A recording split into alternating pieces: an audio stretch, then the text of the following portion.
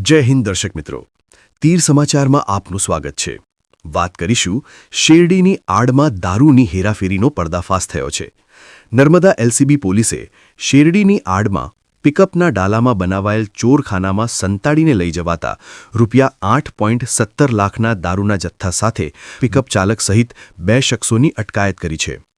નર્મદા જિલ્લા એલસીબી પોલીસને મળેલ બાતમી આધારે સાગબારા પોલીસ મથક વિસ્તારના ચોપડવાવ પાસે વોચ ગોઠવી બાતમી મુજબની પિકઅપને રાઉન્ડ અપ કરી પિકઅપમાં ભરેલ શેરડીનો જથ્થો ઉતારી પોલીસને ચકમો આપવા ડાલા નીચે ચોરખાનું બનાવેલું હોવાનું અને તેમાં ભારતીય બનાવટનો દારૂનો જથ્થો હોવાનું સામે આવ્યું હતું।